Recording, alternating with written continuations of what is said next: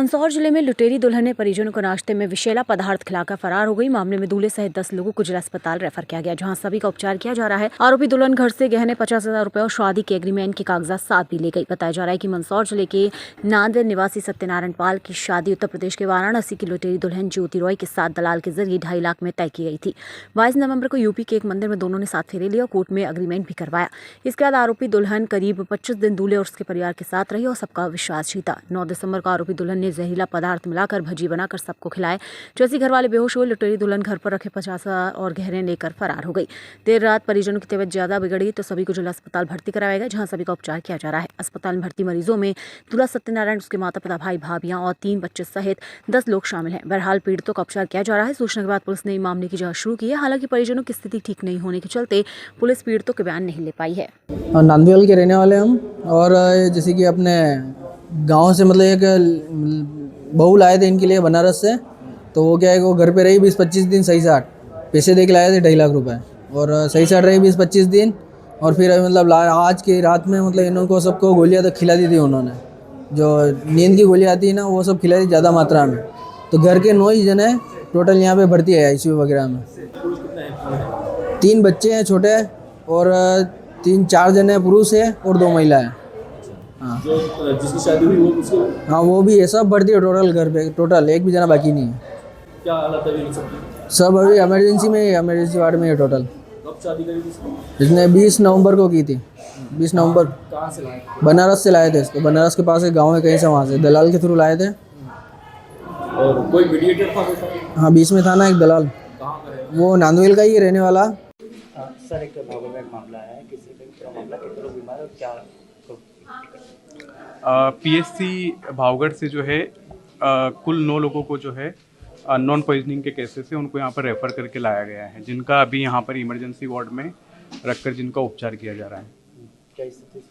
अभी सभी की स्थिति सामान्य है। कौन कौन लोग इसमें शामिल हैं? कुल 9 लोग हैं, जिसमें से 3 बच्चे भी हैं, जिनको पीछे बच्चों के जो है वार्ड में रख के वहाँ पे उनको इलाज किया जा रहा है।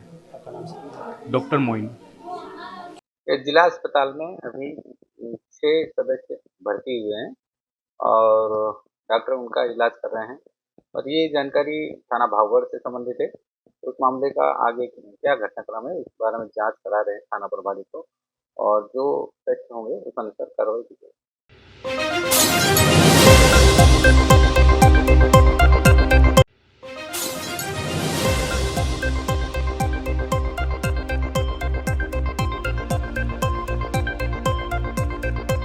शातिर वाहन चोर गिरोह के 3 सदस्य गिरफ्तार। चोरी के 5 मोटरसाइकिल बरामद। पुलिस अधीक्षक जनपद उन्नाव के कुशल निर्देशन में अपराध एवं अपराधियों के विरुद्ध चलाए जा रहे अभियान के क्रम में थाना अचलगंज पुलिस द्वारा 3 शातिर चोर अभियुक्तों को कब्जे से 5 चोरी की मोटरसाइकिल बरामद कर गिरफ्तार किया गया है। संक्षिप्त विवरण: दिनांक 9/12/2025 को थाना अचलगंज पुलिस द्वारा उन्नाव फ्लाईओवर कोरारी मोड़ के पास पर चेकिंग संदिग्ध व्यक्ति वाहन करते हुए अभियुक्त गढ़ अनुज यादव पुत्र स्वर्गीय रामराज यादव निवासी ग्राम बेवल पोस्ट पकड़ा खुर्द थाना पूर्वा जनपद उन्नाव उम्र करीब 26 वर्ष सत्यम पुत्र हरिशंकर त्रिवेदी निवासी ग्राम खिजौली थाना बिहार जनपद उन्नाव उम्र करीब 21 वर्ष नीरज पुत्र स्वर्गीय छविनाथ यादव निवासी ग्राम बेवल पोस्ट पकड़ा खुर्द थाना पूर्वा जनपद उन्नाव उम्र करीब 30 वर्ष को कब्जे से 3 चोरी की मोटरसाइकिल बरामद कर हिरासत में लिया गया। पूछताछ में अभियुक्तों की निशानदेही पर चोरी की 2 अन्य मोटरसाइकिल भी बरामद की गई। बरामदगी के आधार पर तीनों अभियुक्तों को गिरफ्तार करते हुए थाना अचलगंज पर मुकदमा अपराध संख्या 664/25 धारा 33 BNSS 317(2), 317(5), 341(2) BNS पंजीकृत कर अभियुक्त गण उपरोक्त को विधिक कार्रवाई कर माननीय न्यायालय के समक्ष पेश किया जा रहा है। गिरफ्तार अभियुक्त गण नाम व पता: अनुज यादव पुत्र स्वर्गीय रामराज यादव निवासी ग्राम बेवल पोस्ट पकड़ा खुर्द थाना पूर्वा जनपद उन्नाव उम्र करीब 26 वर्ष सत्यम पुत्र हरिशंकर त्रिवेदी निवासी ग्राम खिजौली थाना बिहार जनपद उन्नाव उम्र करीब 21 वर्ष नीरज पुत्र स्वर्गीय छविनाथ यादव निवासी ग्राम बेवल पोस्ट पकड़ा खुर्द थाना पूर्वा जनपद उन्नाव उम्र करीब 30 वर्ष।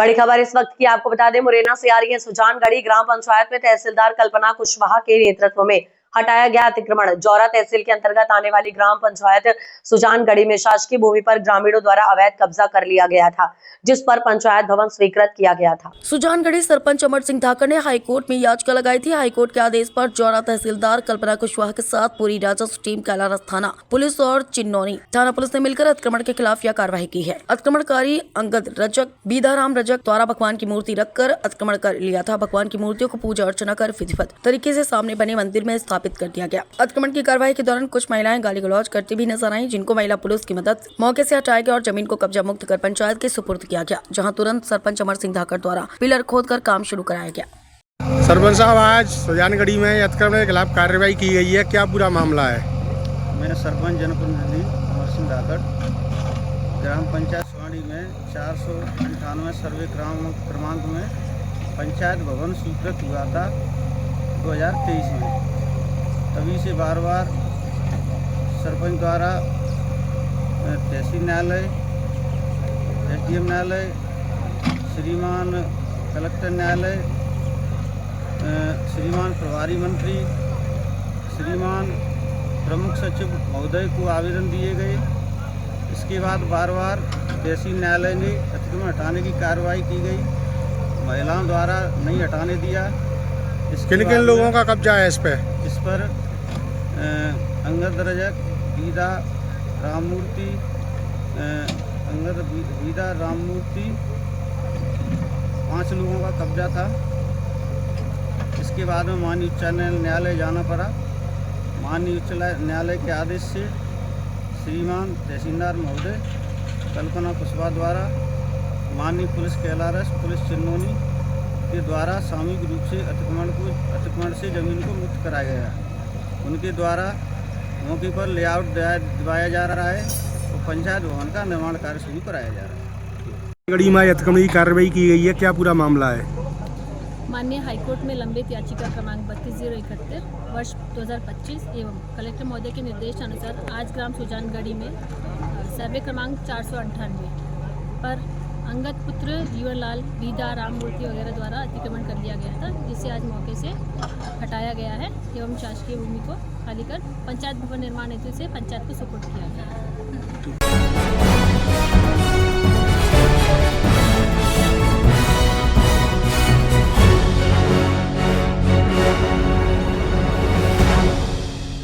अशोक लीलैंड अधिकारियों की कार में सेंध। पुलिस ने मात्र 6 मिनट में लोकेशन ट्रेस कर मोबाइल और 3 लैपटॉप लौटाया। धामनोद में चोरी की एक बड़ी वारदात सामने आई है, जहां अशोक लीलैंड कंपनी के अधिकारी भोजन करने के लिए धामनोद के पास स्थित नवेद होटल पर रुके थे। अधिकारी अपनी कार को होटल की पार्किंग में खड़ी कर भोजन के लिए अंदर गए थे। इस दौरान अज्ञात बदमाशों ने सुनसान मौके का फायदा उठाते हुए कार के शीशे तोड़ दिए और कार में रखे 3 लैपटॉप तथा 1 मोबाइल फोन चोरी कर ले गए। अचानक हुई इस चोरी की घटना से अधिकारी हैरान रह गए और तुरंत इसकी सूचना धामनोद पुलिस को दी। सूचना मिलते ही पुलिस टीम मौके पर पहुंची और पूरे मामले की जांच शुरू की। पुलिस ने घटनास्थल का निरीक्षण कर बदमाशों की तलाश में आसपास के क्षेत्रों में नाकाबंदी भी की। धामनोद पुलिस ने चोरी हुए मोबाइल की लोकेशन मात्र 60 मिनट में तकनीकी सहायता से ट्रेस की। लोकेशन दानी क्षेत्र की एक सुनसान जगह पर मिली। पुलिस टीम तुरंत मौके पर पहुंची, जहां बदमाश घना अंधेरा और आसपास कोई गतिविधि न हो का फायदा उठाकर मोबाइल वहीं फेंक कर फरार हो गए थे।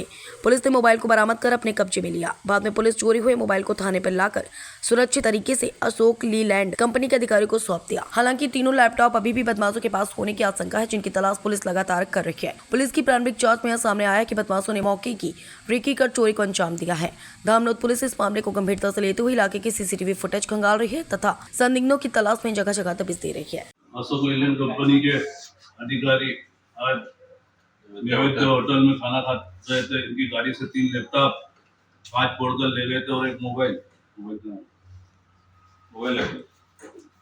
चुरा कर ले गए थे, जिन्हें पुलिस दोनों द्वारा धानी के जंगल में फेंक कर छोड़ते चले गए थे। तीनों बैग मिल गए और तीनों लैपटॉप और मोबाइल मिला। और हम बहुत आभार व्यक्त करते हैं प्रशांत सर, साइबर सेल वालों का अच्छा योगदान रहा। उनने हमें समय पे लोकेशन दी, करंट लोकेशन के आधार पर हम पहुंचे और जंगल में ये सभी लैपटॉप, तीनों लैपटॉप और एक आधार कार्ड लेके अपना मोबाइल और लैपटॉप दे गई है और ले आए। वापस उनकी जगह पे आता है।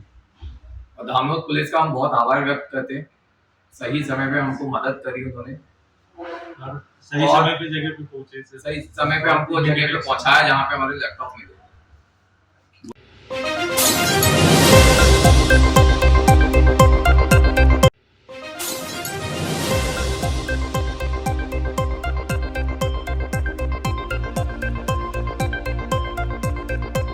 इस वक्त की सबसे बड़ी खबर आपको बता दें, मुरैना से आ रही है। मुरैना के 4 पुलिस जवानों की सागर सड़क हादसे में मौत। गबादरी मालथौन के बीच बालाघाट ड्यूटी से लौटते समय मुरैना बम डिस्पोजल एवं डॉग स्क्वाड के 4 वीर जवानों की सड़क दुर्घटना में मौत। घटना सुबह 4 बजे के आसपास की बताई जा रही है। मृतकों की पहचान प्रद्युमन दीक्षित, अमन कौरव, चालक परम लाल तोमर और विनोद शर्मा के रूप में हुई है। ये चारों जवान मुरैना के रहने वाले हैं। विनोद शर्मा डॉग स्पेशलिस्ट और ट्रेनर थे जो डॉग को ट्रेनिंग देते थे, जिनकी ड्यूटी भिंड में थी।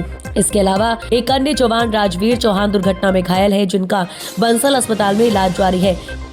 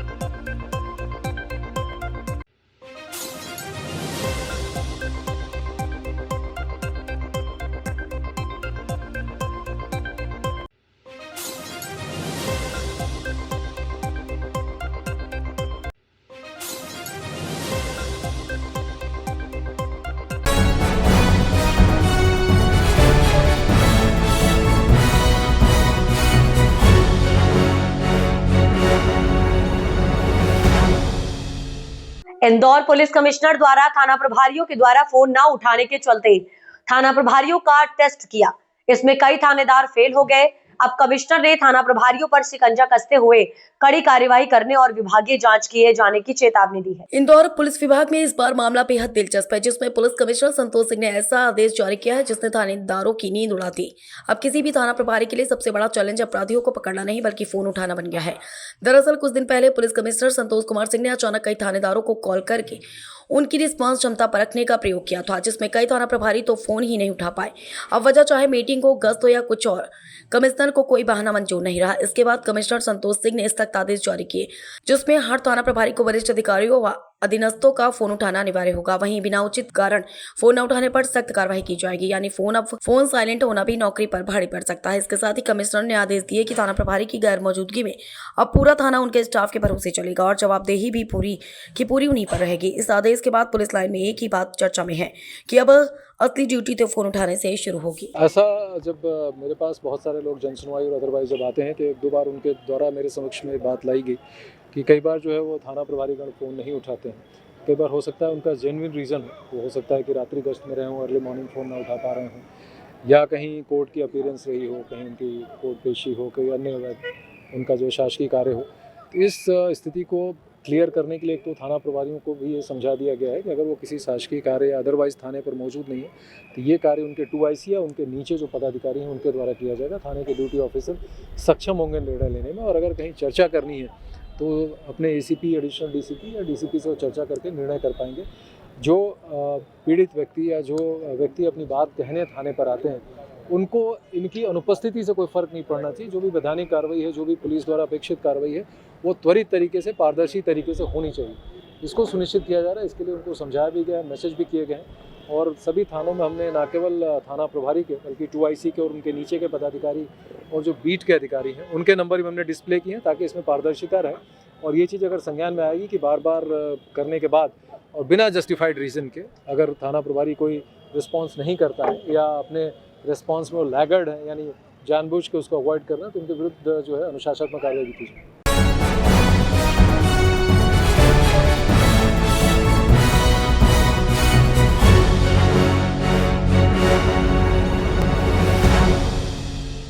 चार दिनी रंजीत अष्टमी का आगाज रणजीत हनुमान मंदिर में भक्ति में माहौल के बीच मंगलवार को हुआ। शिकार ध्वज के साथ ही 12 दिसंबर को निकालने वाली प्रभात फेरी में शामिल होने वाली 11,000 ध्वज का पूजन किया गया। मंत्र कर और शंख ध्वनि के बीच कलेक्टर ने शिखर पर ध्वजा चढ़ाकर 4 दिन आयोजन की शुरुआत की। रणजीत हनुमान मंदिर का पुजारी पंडित दीपेश जी व्यास ने बताया, सुबह 11 बजे हनुमान जी का सुंदर श्रृंगार किया गया। बाबा के हाथ में राम ध्वज धारण की 550 पूजन शिखर ध्वज और 11,000 का पूजन किया गया। इसके बाद कलेक्टर शिवम वर्मा सर पर शिखर ध्वज लेकर निकले। मंदिर के शिखर पर 11 संत ध्वनियों को मंत्र 4 के बीच ध्वजा चढ़ाई। सुबह से रात तक बड़ी संख्या में भक्तों ने बाबा के दर्शन के लाभ लिए। टाइम से मैं लखन राठौर, इस समय हम मौजूद है रंजीत परिसर में, जहां हम यहाँ के मुख्य पुजारी दीपेश जी व्यास से कुछ चर्चा करेंगे और आने वाले समय में जो प्रभात फेरी है उसके बारे में कुछ जानकारी प्राप्त करेंगे। सर नमस्कार। जय रंजीत। बताएं आप, जो प्रभात फेरी है उसके लिए प्रशासन की क्या तैयारियां हैं? यह मंदिर का परंपरागत उत्सव है और हजारों लाखों भक्तों की उपस्थिति में बड़ी हर्षोल्लास से कार्यक्रम आयोजित किया जाएगा।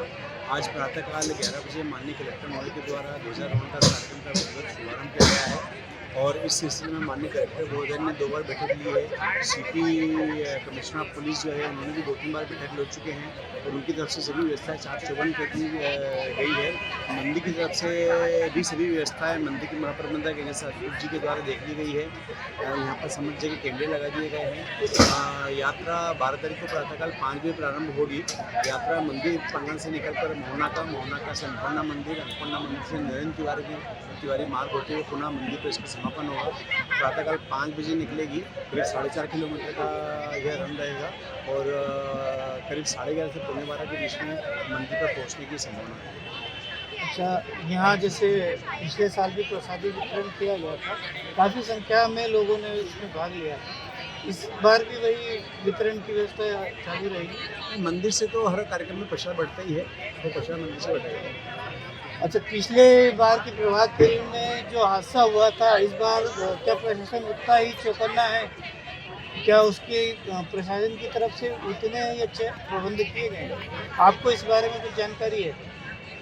पिछली बार नहीं हुआ था, उसके पिछले साल एक घटना घटित हुई थी और उसको देखते हुए प्रशासन पूरी तरह चाक चौबंद है और इसके बारे में आप बहुत डिटेल जानकारी जो एसपी महोदय शिवांगी जोशी जी है, सीपी साहब है, इनसे पर विस्तार चर्चा करके मिल सकते कि उनका एक्शन प्लान क्या रहेगा। रंजीत प्रभात फेरी को मेरे और मेरे परिवार की ओर से बहुत बहुत शुभकामनाएं। सर, आप कुछ बोलना चाहेंगे? नहीं, बस हम तो भक्तों से यही अनुरोध करूँगा जो पब्लिक वहाँ इकट्ठी होगी जानते वो लोग, तो वो शालीनता रखें, ज़बरदस्ती धक्का मुक्की नहीं करें उसमें जो हमारी प्रभात फेरी में, और पूरे भक्तिमय भाव से यात्रा करें ताकि शांति से और सुगमता से पूरी यात्रा संपन्न हो। बहुत बहुत शुभकामनाएं।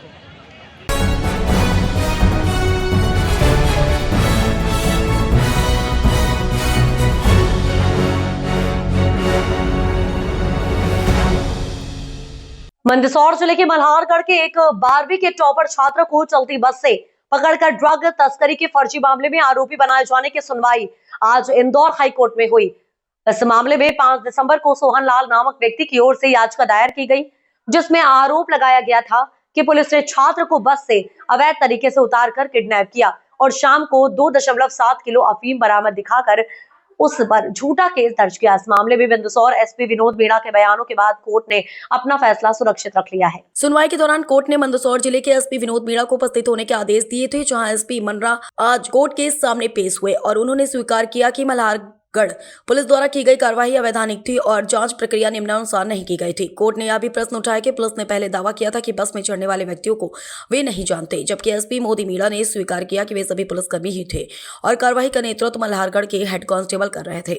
एसपी मीणा ने अदालत को अवगत कराया कि संबंधित 6 पुलिसकर्मियों को निलंबित कर विभागीय जांच शुरू कर दी गई है। उन्होंने जांच सूची में कोर्ट में प्रस्तुत की। पूरे मामले में कोर्ट ने पीड़ित पक्ष के बयानों और एसपी मीणा के बयानों को दर्ज करने के बाद उच्च न्यायालय ने आदेश सुरक्षित रख लिया और अगली सुनवाई की तारीख घोषित नहीं की है। सर मंदसौर पुलिस द्वारा एक छात्र को गिरफ्तार किया गया था, क्या है पूरा मामला ये सर? मामला इस प्रकार से है कि दिनांक 29/8/2025 को पुलिस थाना मल्हारगढ़ के द्वारा शाम को 5:17 पर उन्हीं के थाना क्षेत्र में शमशान घाट के पास से एक व्यक्ति सोहन लाल पिता बाबूलाल को, जिसकी उम्र 18 वर्ष है, उसको उठाया गया और उस पर 2 किलो 700 ग्राम अफीम जब्त करने का मामला पंजीबद्ध किया गया। उस बच्चे के परिजन आके मुझसे मिले और मुझे अवगत कराया कि वो होनहार बच्चा है, 12वीं क्लास फर्स्ट डिवीज़न में इस साल पास हुआ है और वो मंदसौर अपने रिश्तेदारों से मिलने आया था और उसे मंदसौर से वापस प्रतापगढ़ जाते वक्त चौधरी बस सर्विस में से कुछ पुलिस वालों के द्वारा उठा के और शाम को उसको थाने ले जाकर उस पर केस पंजीबद्ध किया गया है। और मेरे को उनके परिजनों के द्वारा वीडियो उपलब्ध कराई गई जिसमें साफ तौर पे दिख रहा है कि 3-4 पुलिस वाले एक बस में से एक वाइट टी-शर्ट पहने हुए बच्चे को उतार रहे हैं। जब इन सारे तथ्यों से मेरे द्वारा माननीय न्यायालय को अवगत कराया गया तो माननीय न्यायालय के द्वारा इस पर गंभीरता व्यक्त करते हुए पुलिस के संबंधित जो अनुसंधान अधिकारी है उनको तलब किया गया और उनसे प्रश्न किया गया वीडियो को पूछने पर कि वीडियो में दिख रहे लोग कौन हैं। तो उनके द्वारा श्री संजय प्रताप सिंह के द्वारा ये बताया गया कि बस में जो व्यक्ति लोग हैं वो पुलिस वाले नहीं हैं, जिस पर से माननीय न्यायालय ने तल्ख टिप्पणी करते हुए गिरफ्तार आरोपी जो 18 साल का बच्चा है सोहनलाल, उसे जमानत दी। वह पूरे मामले में गंभीरता व्यक्त करते हुए अगली तारीख पे स्वयं सुपरिटेंडेंट ऑफ पुलिस मंदसौर को न्यायालय में उपस्थित होने के आदेश दिए। कल दिनांक 9/12 को सुपरिटेंडेंट महोदय न्यायालय में उपस्थित हुए और उनसे माननीय न्यायालय के द्वारा पूछा गया कि पूरे मामले आपके संज्ञान में है और आपने ये वीडियो देखा है, जिस पर सुपरिटेंडेंट महोदय ने कहा जी सर मैंने ये वीडियो देखा है और इस वीडियो में देखकर मैंने पाया है कि मल्हारगढ़ पुलिस के द्वारा घोर अनियमितताएं की गई हैं तथा विधि के प्रावधानों का पालन नहीं किया गया है, जिस पर से डिपार्टमेंटल इंक्वायरी कुल 6 पुलिस वालों के खिलाफ जारी की जा चुकी है और उसकी एक सूची भी माननीय न्यायालय को एसपी महोदय के द्वारा प्रोवाइड की गई। माननीय न्यायालय ने फिर एक क्वेश्चन किया कि आपके अधिकारी यहाँ आके कहते हैं इन्वेस्टिगेटिंग ऑफिसर कि बस में से जिस बच्चे को उठाया गया वो लोग पुलिस वाले नहीं हैं, जिस पर एसपी महोदय ने स्वीकारा कि नहीं, बस में जो लोग चढ़ रहे हैं और उस बच्चे को लेकर उतार रहे हैं वो पुलिस वाले ही हैं। इन सारे तथ्यों को जानने के बाद माननीय न्यायालय ने अपना आदेश सुरक्षित रख लिया है। देखना है कि माननीय न्यायालय इसमें क्या आदेश करता है, जिसका हम सभी को इंतजार है। एसपी महोदय को फटकार लगाई? हाँ, एसपी महोदय को इस बात की न्यायालय ने अपनी जो है कहा है न्यायालय कि आपके थाना क्षेत्र में की पहली घटना नहीं है, और भी घटनाएं ऐसी हो चुकी है और इन सब के चलते जो है कानून व्यवस्था बिगड़ रही है और पुलिस वाले अपनी मनमाने तरीके से मुकदमे बना रहे हैं, जिस पर से एसपी महोदय के द्वारा स्वीकारोक्ति करते हुए क्षमा याचना की गई माननीय न्यायालय से। आपका नाम? मैं हिमांशु ठाकुर, एडवोकेट, हाईकोर्ट इंदौर।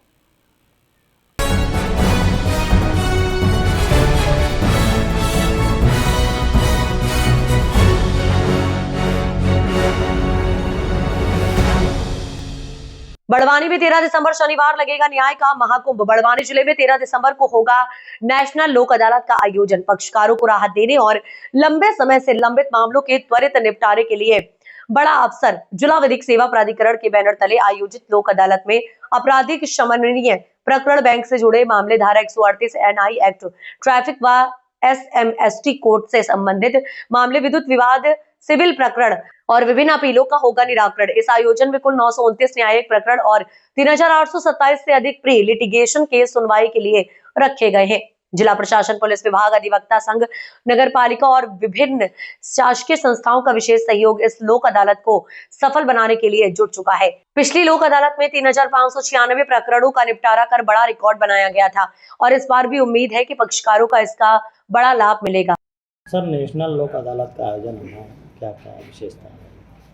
जी, इस वर्ष की ये अंतिम राष्ट्रीय लोक अदालत है और इस लोक अदालत के संबंध में अगर इस जिले बड़वानी की बात करें तो इस जिले बड़वानी में माननीय प्रधान जिला एवं सत्र न्यायाधीश महोदय श्री महेंद्र कुमार जैन के मार्गदर्शन में हमने 17 खंडपीठों का गठन पूरे जिले के लिए किया है, जिसमें तहसीलों की खंडपीठ भी सम्मिलित है और रेगुलर जो लिटिगेशन वाले मामले हैं 929 मामले रेफर किए हैं। इसी प्रकार प्री लिटिगेशन स्तर के मामले जो है, जैसे नगर पालिका से संबंधित जल कर, संपत्ति कर और बैंक की रिकवरी संबंधी मामले जो प्री लिटिगेशन है, जो कोर्ट में नहीं आए हैं, वो 3827 मामले रेफर किए गए हैं। अगर हम पिछली लोक अदालत की बात करें तो पिछली बार हमने रेगुलर जो मामले थे 560 मामलों का निराकरण किया, जो एक इस वर्ष की सबसे अधिक सक्सेसफुल लोक अदालत रही थी फिगर के मान से, जो हमने डिस्पोजल दिया था उस मान से। मुझे आशा और उम्मीद है कि इस लोक अदालत में हम पिछली बार से भी बढ़ चढ़कर हम एक नवीन कीर्तिमान को स्थापित करेंगे। इसमें सबसे महत्वपूर्ण तो मीडिया की जिम्मेदारी और सहयोग है, जिसके माध्यम से हम आम आदमी तक हमारी आवाज़ को पहुंचा सकते हैं और ये अपील कर सकते हैं कि जो सम्मान योग्य मामले हैं, साधारण प्रकृति के आपराधिक मामले हैं, संपत्ति संबंधी मामले हैं, तो इन मामलों को हम लोक अदालत के माध्यम से निपटाएं। लोक अदालत के बहुत सारे फायदे होते हैं। एक तो संबंध पूर्ववत हो जाते हैं, न्याय शुल्क आपको वापस हो जाती है, और जो गंभीर अपराध हैं उन अपराधों के निराकरण में न्यायालयों को अधिक समय प्राप्त होता है, और जो व्यावसायिक अपराधी हैं उन लोगों को समय रहते हम दंडित कर सकते हैं। इसलिए लोक अदालत की महत्ता और बढ़ जाती है। मैं आशा और अपेक्षा करता हूं कि इस बार पिछली बार से भी अधिक संख्या में हम बढ़ चढ़कर लोक अदालत के माध्यम से प्रकरणों को निराकरण में सहयोग प्रदान करेंगे। आपके माध्यम से मैं आम जन से भी अपील करना चाहूँगा कि वे लोग, जिन लोगों के मामले न्यायालय में लंबित है या जो प्री लिटिगेशन स्तर के मामले हैं जो कोर्ट में नहीं आए, उन मामलों स्पेशली 138 चेक बाउंस के मामले, मोटर दुर्घटना के मामले और आपराधिक मामले जो राजीनामा योग्य, उन मामलों को इस लोक अदालत में रखें और अधिक से अधिक संख्या में यहाँ पर आकर, और मीडिएशन के माध्यम से मीडिएशन सीटिंग भी होगी, मीडिएशन के माध्यम से भी प्रकरण को निपटाने का प्रयत्न किया जाएगा। और लोक अदालत में हमारी कोशिश रहेगी कि पिछली बार से भी अधिक संख्या में मामलों का निराकरण करें। धन्यवाद। जय हिंद।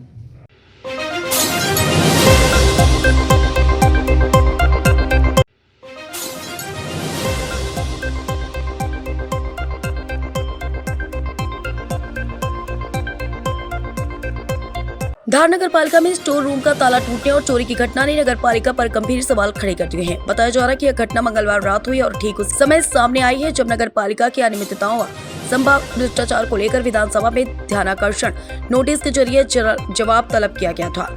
पार्षद प्रतिनिधि अजय सिंह ठाकुर ने आरोप लगाते हुए कहा कि जनसुनवाई में 10 बिंदुओं पर शिकायतें दर्ज की गई थी, जिनकी फाइलें कलेक्ट्रेट स्तर पर मांगी गई थी। इसी दौरान उन्होंने सूचना के अधिकार के तहत कई गोपनीय दस्तावेजों की जानकारी भी मांगी थी, जिसका जवाब नहीं दिए जाने पर उन्होंने मंगलवार को अपील दायर की थी। ऐसी संवेदनशील समय में स्टोर रूम में चोरी की यह घटना कहीं न कहीं भ्रष्टाचार को छुपाने की ओर इशारा कर रही है और शंकाओं को जन्म दे रही है। भैया नगर पालिका के स्टोर रूम में ताला तोड़ दिया, दरवाजे, क्या है पूरा? धार नगर पालिका का स्टोर रूम वो रूम होता है जहाँ सारे जरूरी डॉक्यूमेंट्स यहाँ होते हैं, जेम पोर्टल या इन सब की गतिविधियां स्टोर रूम से चलती है। यहाँ का ताला तोड़ पाना यह दुर्भाग्यपूर्ण घटना है। कोई भी आता है सज्जन पीछे के दरवाजे से आता है, अंदर का दरवाजा लगा हुआ होता है वो तोड़ता है, उसके बाद स्टोर रूम का ताला तोड़ता है और उसके बाद अलमारी का ताला तोड़ता है। जैसा कि आप लोगों ने देखा कि वहाँ फाइलें भी बिखरी पड़ी है, तो यहाँ से हमें तो शक जाता है कि हमने चूंकि विधानसभा में माननीय नेता प्रतिपक्ष जी से के सचिन यादव जी के द्वारा यहाँ पर जो धांधलियां हो रही थी, भ्रष्टाचार हो रहा था, उसका प्रश्न ध्यान आकर्षण लगाया गया था, उसकी जानकारी चाहिए गई थी। जन सुनवाई में हमने आवेदन दिया था 10 सूत्रीय मांगों का, उस पर जानकारियां चाहिए गई थी जिसकी जांच चल रही थी। और साथ ही में सारिका अजय सिंह ठाकुर के द्वारा आरटीआई भी लगाया गया था। 10 सूत्रियों पे बहुत गंभीर विषयों पे आरटीआई लगाई गई थी जिसकी जानकारी ये नहीं दे पा रहे थे, जिसके लिए भी हमारे द्वारा अपील की गई थी। इनको कहीं ना कहीं बड़ा प्रेशर चल रहा था कि इनको जानकारियां देना है, तो हमें तो ये शक जाता है कि कहीं ना कहीं इन्हीं की मिली भगत से ये बड़ा यहाँ पर हुआ और कुछ जरूरी दस्तावेज यहाँ से गायब कराए गए।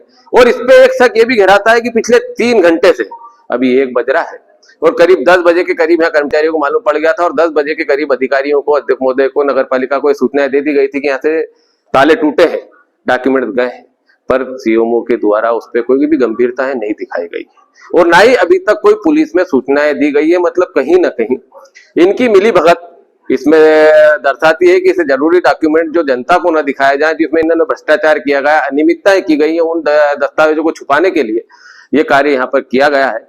इसकी जांच होनी चाहिए, इसकी एफआईआर की जानी चाहिए और इसकी बहुत ही सूक्ष्म तरीके से जांच करके इसकी तह तक जाया जाना चाहिए। अजय डॉक्टर मनोहर सिंह ठाकुर, मध्य प्रदेश विधानसभा नेता प्रतिनिधि, जिला कांग्रेस प्रवक्ता, पार्षद प्रतिनिधि धार।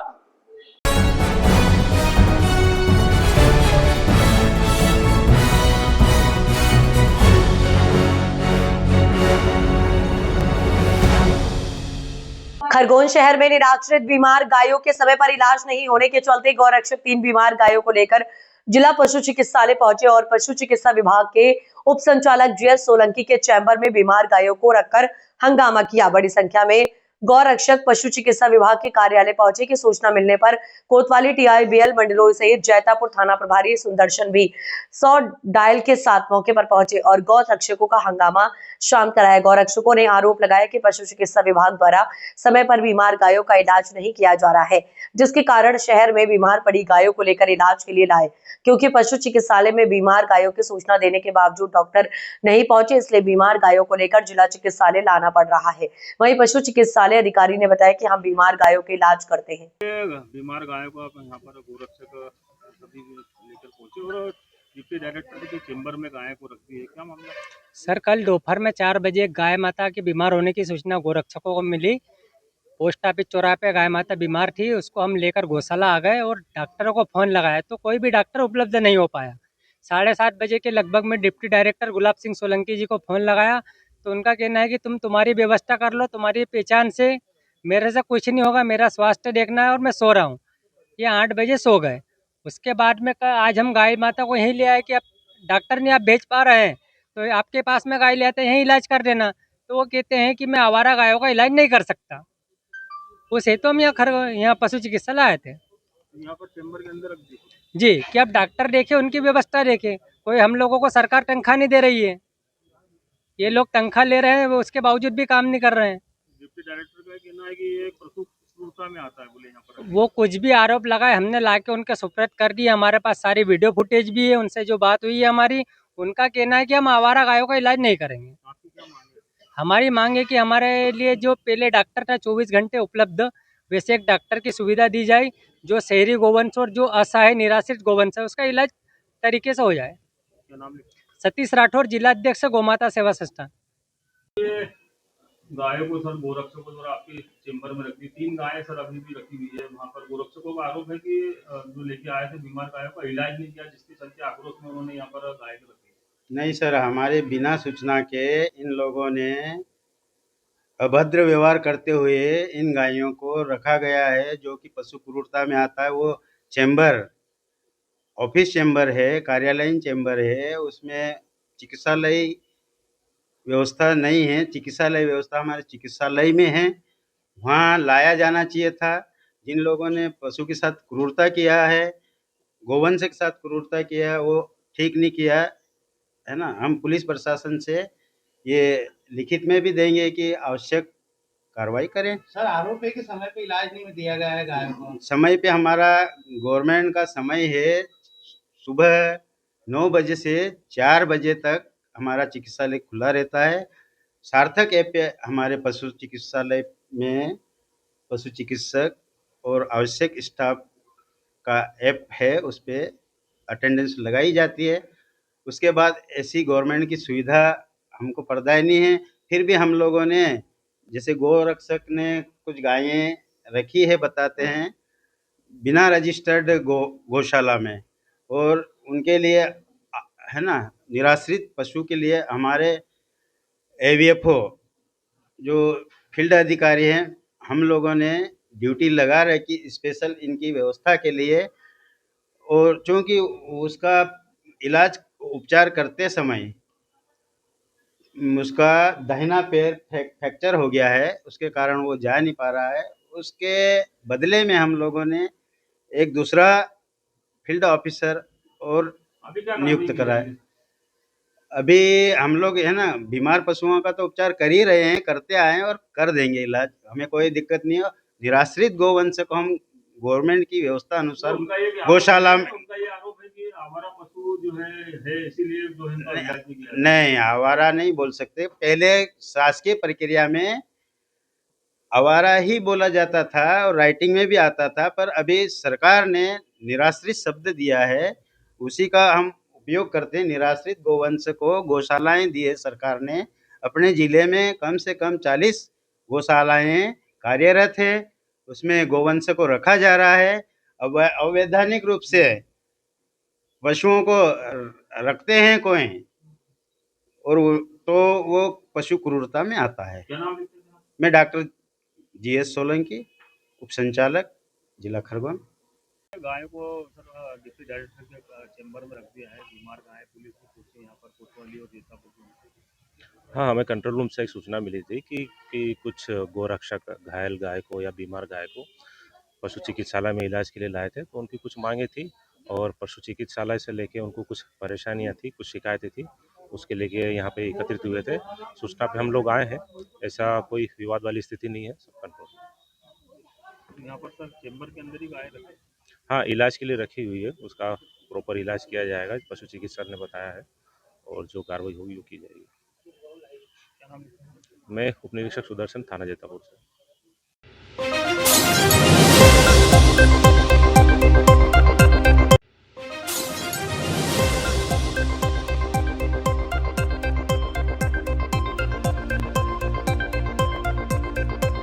खबरों में आगे बढ़ते हैं, बात करते हैं अलीराजपुर से। अलीराजपुर से इस वक्त की बड़ी खबर आ रही है। अलीराजपुर जिले का एकलव्य आवासीय विद्यालय बना अखाड़ा। प्राचार्य की प्रताड़ना से तंग आकर शिक्षकों और बच्चों ने प्राचार्य के खिलाफ खोला मोर्चा। कलेक्टर नीतू माथुर पहुंची खुद एकलव्य विद्यालय और करी जांच। वहां पर प्राचार्य की प्रताड़ना से फूट कर रोई शिक्षिका। बच्चों का बड़ा आरोप, खानों में निकलते हैं कीड़े। अलीराजपुर जिले के उमराली एकलव्य आवासीय विद्यालय में शिक्षक और प्राचार्य के बीच विवाद थमने का नाम नहीं ले रहा है। जहां एक और छात्रों ने प्रिंसिपल पर गलत व्यवहार और मनमानी के आरोप लगाते हुए हंगामा किया, वहीं अब विद्यालय में कार्यरत स्टाफ ने भी प्रिंसिपल के खिलाफ कई गंभीर आरोप लगाए। बच्चों का कहना है कि खाने में कीड़े वाला भोजन दिया जाता है और नाश्ता भी कम दिया जाता है। वहीं जो दैनिक उपयोग की चीजें हैं वो भी नहीं दिया जा रहा है।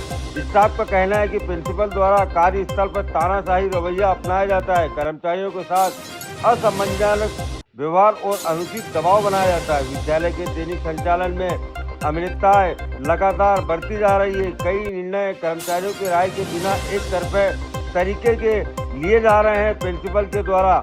हालात तब बिगड़े जब छात्रों के विरोध के बाद स्टाफ भी खुलकर सामने आया और प्रशासन से लिखित रूप में शिकायत दर्ज कराई।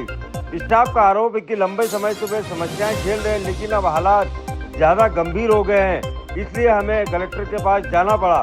सूचना मिलते ही कलेक्टर नीतू माथुर और जिला शिक्षा विभाग और प्रशासन के अधिकारी विद्यालय में पहुंचे। अधिकारियों ने छात्रों और स्टाफ दोनों से अलग अलग चर्चा की, पूरे मामले की निष्पक्ष जांच का आश्वासन दिया।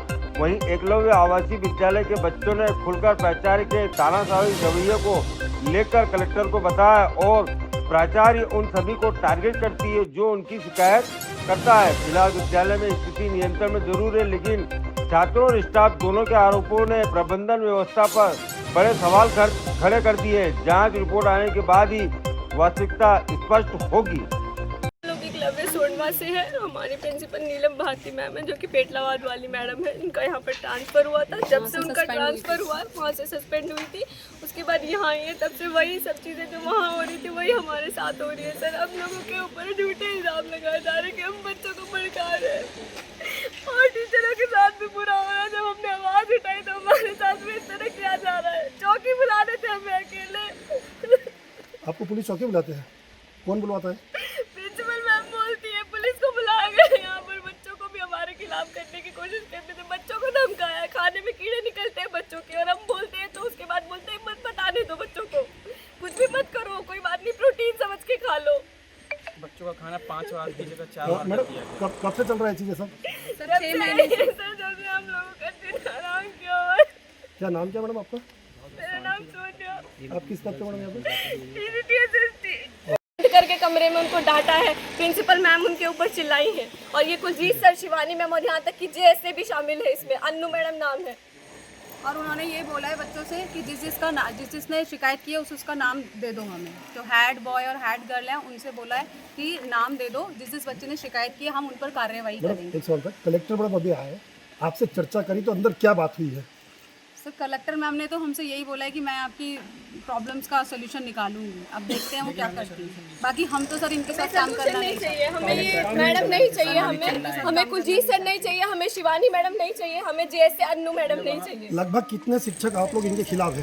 सर 4 को साइड रख दीजिए। कितने हैं टोटल? एक तरफ है 26 से 27 लोग मास्टर। बच्चे क्या कहना पड़ता है? बच्चों का आप पूछ सकते हैं, बच्चों की आप पूरी बात है से आता है कि हम भड़का रहे हैं। तो वो क्लास मतलब बोल रहे थे कि प्रिंसिपल ही सॉल्यूशन निकालेंगे, पर हम उनके पास गए थे और वहाँ पर शिवानी मैम वगैरह भी थे, बट वो कल रात को मीटिंग हमारी लिए थे ना कैप्टन्स वगैरह की, तो मान नहीं रहे थे कि सॉल्यूशन प्रिंसिपल मैम बोलेंगे तभी निकलेगा ना, पर हम गए थे उनके पास। अभी कलेक्टर वाला तो क्या बोला आप लोगों ने? यही जो प्रॉब्लम्स वगैरह थी वो सब बोली हमने उनको, खाना वगैरह सभी का बोला, ऐसे करते टीचर्स को भी बहुत परेशान करते हैं सब। जब इन्होंने क्लास की बात करी तो उनको कहा गया कि झोपड़ी में तो तुमको नहीं पढ़ा रहे ना, तुमको रोड पे तो नहीं फेंक दिया ना, ऐसा कहा उनको। किसने कहा ऐसा? मैम ने कहा था। डिसरिस्पेक्ट से बात करते हो, लैंग्वेज भी अच्छी यूज़ नहीं करते हैं। कौन? कुलजीत सर और शिवानी मैम। और हम खाना खा रहे थे तो उन्होंने हमको खाना खा रहे थे और मेज़ पे आकर हमको इतना डांटा, उन्होंने इतना डांटा, हमको टारगेट कर करके उंगली बता बता कर डांट रहे थे वो। आप लोगों ने कुछ नहीं बोला उनको? बोला था लेकिन फिर बाद में सब कुछ चिल्लाने लग गए थे वो। बताइए। मैं कक्षा 11वीं की छात्रा और मैं इमारत से सोंडवा अमराली की रहने वाली हूँ और यहाँ पे मतलब जो टीचर्स है वो बहुत बदतमीज़ी से बात करते। कल रात की बात है, बच्चों की प्लेट में कीड़े निकले थे तो टीचर्स बोलते कि खा लो डाइजेस्ट हो जाएगा। 2 टीचर्स थे, कुलजीत सर और शिवानी में, बोलते कि डाइजेस्ट हो जाएगा। और फिर यही चीज़ बच्चों ने अपने हाउस मास्टर को दिखाई और हाउस मास्टर ने जब बोला तो उनको भी चिल्लाया गया और बच्चों को भी चिल्लाया गया बहुत बुरी तरीके से। और एक मैम ने हमारे खिलाफ मतलब हमारी तरफ से बोलना चाहा कि सर आप ऐसे कैसे बात कर सकते हो बच्चों से, तो उन्होंने कहा कि उंगली तोड़ दूंगा करके धमकी दी मैम को। और एक मेल टीचर फीमेल टीचर से बहुत बदतमीज़ी से बात करते हैं और बच्चों से भी बहुत बदतमीज़ी से बात करते हैं और टीचर का मतलब टीचर बहुत डराते धमकाते हैं। और ये जो बच्चे हैं इनको सिकल सेल से इनको बीच रास्ते पे छोड़ के गाड़ी लेके वो कलेक्टर मैम के पास चले गए थे। और ये बच्चे हैं यहाँ पे जो प्रिंसिपल मैम ऐसी हरकतें करते सब कुछ। हाँ, और जितने भी स्टाफ है ना उनको डराते हैं और जिनके बच्चे हैं उनको तो ऐसा बोला जाता है कि बच्चों को संभाल लो ना, जॉब क्यों कर रहे ऐसा बोलते हैं। कौन बोलते हैं ऐसा? Principal ma'am. जी जी बेटा क्या प्रॉब्लम आ रही है? उन्होंने एक बार भी नहीं बोला कि कोई बच्चा ठीक है या कुछ नहीं और रोड पे उतार के चले गए। अच्छा। हाँ देखिए, यहाँ प्रिंसिपल के विरुद्ध काफ़ी शिकायतें प्राप्त हो रही थी और कुछ टीचर्स प्रिंसिपल के फेवर में थे और बाकी टीचर्स भी प्रिंसिपल के अगेंस्ट में बोल रहे थे। तो थोड़ा सा संतोष का माहौल पैदा हो गया था स्कूल में, इसलिए और बच्चों ने ये मुझे फ़ोन करके मतलब कहा था कि आप यहाँ आकर हमारी बात सुनिए, इसलिए मैं आज यहाँ पर आई। मेरे बच्चों की और सभी टीचर्स की बात सुन ली है और इससे पूर्व हमने शिकायत मिलने पर यहाँ जांच कमेटी भी बिठाई थी, तो उसकी रिपोर्ट आज हमें प्राप्त हो जाएगी, तो हम लोग अकॉर्डिंगली कार्रवाई करेंगे। तो मतलब आपने भोजन भी किया, कैसा क्या बच्चों को भोजन सही नहीं मिलता, कीड़े निकलते खाने में, कैसा? हाँ ऐसी शिकायत आई थी, लेकिन आज तो भोजन अच्छा था बच्चों को। आप आए थे इसलिए अच्छा था? हालांकि मैं तो बिना बताए ही आई थी, तो ठीक है, बच्चों ने भी बताया कि खाना तो ठीक मिलता है, कभी कभी कीड़े मिल जाते हैं, ऐसा उन्होंने कहा। तो हम लोग ने ये किया है कि अभी 7 दिन तक BO या हर हफ्ते में किसी एक अधिकारी की या कर्मचारी की यहाँ ड्यूटी लगाएंगे जो खाने की क्वालिटी चेक करेगा। देन हम लोग ये भी किया है कि इन लोग के आपस में एक या तो पालक शिक्षक समिति इस तरह की बनाने का हम लोग का है कि उसमें ये लोग या बच्चों के आपस में से ही कोई कमेटी बना के कि वो लोग गुणवत्ता की सुनिश्चित हो, तो ऐसा किया है। बाकी हम लोग ने फ़ोन नंबर्स भी दे दिए हैं बच्चों को कि अगर कोई भी प्रॉब्लम होती है तो फ़ोन नंबर पर हमें सूचित कर देंगे। मतलब बच्चों को ट्रैक सूट बोला है, जो उनको सामान मिलता है उसको भी क्वांटिटी आधी मिलती है, कुछ अनियमितताएँ तो मिली हैं। जांच रिपोर्ट आ जाएगी मेरे पास, तो मैंने बताया कि प्राइमा फेसी तो लग रहा है कि कुछ मतलब है अनियमितताएँ और कुछ लोगों की जिम्मेदारी भी फिक्स कर दी हैं। तो हम लोग आज जैसे रिपोर्ट आ जाती तो हम लोग, क्योंकि नेक्स्ट का ये स्कूल है, क्लब कलेक्टर के अधिकारिता में नहीं है, बेसिक हम लोग देख सकते हैं। बाकी किसी के खिलाफ कार्रवाई करने के लिए नेक्स्ट को प्रपोजल भेजना है तो आज जिनके भी विरुद्ध भेजना है वो हम लोग आज भेज देंगे। मैडम छात्राओं का आक्रोश था। बताइए। मैं कक्षा 11वीं की छात्रा और मैं इमारत से सोंडवा अमराली की रहने वाली हूँ और यहाँ पे मतलब जो टीचर्स है वो बहुत बदतमीज़ी से बात करते। कल रात की बात है, बच्चों की प्लेट में कीड़े निकले थे तो टीचर्स बोलते कि खा लो डाइजेस्ट हो जाएगा। 2 टीचर्स थे, कुलजीत सर और शिवानी में, बोलते कि डाइजेस्ट हो जाएगा। और फिर यही चीज़ बच्चों ने अपने हाउस मास्टर को दिखाई और हाउस मास्टर ने जब बोला तो उनको भी चिल्लाया गया और बच्चों को भी चिल्लाया गया बहुत बुरी तरीके से। और एक मैम ने हमारे खिलाफ मतलब हमारी तरफ से बोलना चाहा कि सर आप ऐसे कैसे बात कर सकते हो बच्चों से, तो उन्होंने कहा कि उंगली तोड़ दूंगा करके धमकी दी मैम को। और एक मेल टीचर फीमेल टीचर से बहुत बदतमीज़ी से बात करते हैं और बच्चों से भी बहुत बदतमीज़ी से बात करते हैं और टीचर का मतलब टीचर बहुत डराते धमकाते हैं। और ये जो बच्चे हैं इनको सिकल सेल से इनको बीच रास्ते पे छोड़ के गाड़ी लेके वो कलेक्टर मैम के पास चले गए थे। और ये बच्चे हैं यहाँ पे जो प्रिंसिपल मैम ऐसी हरकतें करते सब कुछ। हाँ, और जितने भी स्टाफ है ना उनको डराते हैं और जिनके बच्चे हैं उनको तो ऐसा बोला जाता है कि बच्चों को संभाल लो ना, जॉब क्यों कर रहे, ऐसा बोलते हैं। कौन बोलते हैं सर? Principal ma'am. जी जी बेटा, क्या प्रॉब्लम आ रही है? उन्होंने एक बार भी नहीं बोला कि कोई बच्चा ठीक है या कुछ भी और रोड पे उतार के चले गए। अच्छा